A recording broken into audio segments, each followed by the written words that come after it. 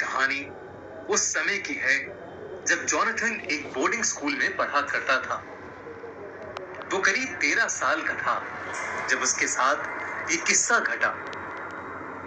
एक दिन जब वो बाकी बच्चों के साथ क्लास में बैठकर पढ़ रहा था, तभी अचानक से एक जूनियर टीचर भागते हुए उनके क्लासरूम में आई और प्रोफेसर के कान में कुछ कहकर वहां से चली गई।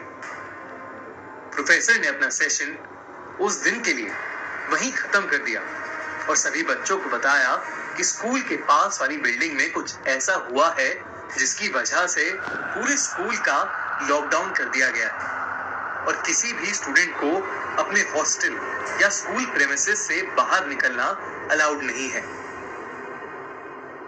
असल में स्कूल के पास वाली बिल्डिंग में एक पागल सीरियल किलर ने कुछ लोगों का मर्डर कर दिया था और वो स्कूल के आसपास ही घूम रहा था। इसलिए जब तक पुलिस उस सीरियल किलर को नहीं ढूंढ लेती, तब तक पुलिस ने स्कूल को बंद करवा दिया था।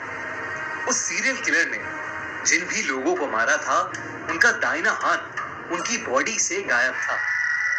ये सारी बातें स्कूल के गार्ड ने एक सीनियर को बताई, जिसने पूरे स्कूल में इस बात का ढिंढोरा पीट दिया। ये बात जानकर स्कूल के सभी बच्चे बेहद डरे हुए थे।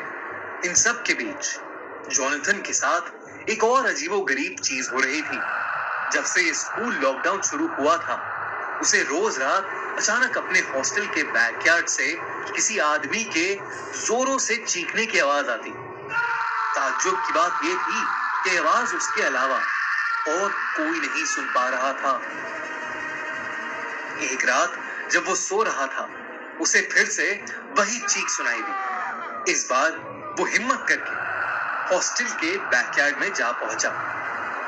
उसने देखा कि बैकयार्ड की घास पर लाल खून पड़ा था।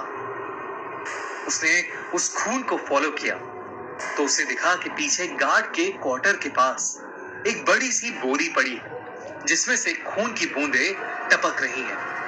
ये देखकर जॉनथन अपने हॉस्टल वार्डन को ये सब बताने के लिए उसके रूम की तरफ जाने लगा, लेकिन तभी उसे ऐसा लगा जैसे उस बोरी में से कोई आवाज आई। वो पीछे मुड़ा और जो नजारा उसने देखा, उसे देख के वो सुन्न पड़ गया।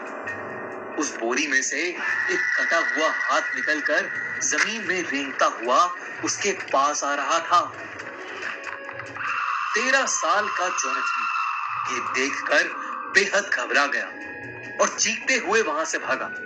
कुछ ही देर में उसे ऐसा लगा कि जैसे वो बोरी उन सभी कटे हुए हाथों से भरी है जिनको उस सीरियल किलर ने मारा था, और सभी हाथ रेंगते हुए उसके पीछे आ रहे हैं। जॉनथन जोर जोर से मदद के लिए चीखने लगा। उसकी चीख सुनकर हॉस्टल वार्डन और बाकी लोग भी उठ गए। वो बोरी देखकर स्कूल प्रिंसिपल ने तुरंत पुलिस को फोन किया और वहां बुला लिया। स्कूल टीचर्स सभी बच्चों को एक हॉल में ले गए और उन्हें अंदर से लॉक कर दिया। जॉनथन अब भी जोर जोर से रो रहा था। कुछ ही देर में पुलिस वहां पहुंच गई और उन्होंने उस सीरियल किलर को ढूंढ निकाला, जो स्कूल में ही एक क्लासरूम में छुपा हुआ था। जॉनथन ने उस रात जो महसूस किया, वो सच था या नहीं, ये तो नहीं कह सकते, लेकिन वो बोरी सच में उन्हीं सब लोगों के कटे हुए हाथों से भरी थी जिन्हें उस सीरियल किलर ने मारा था।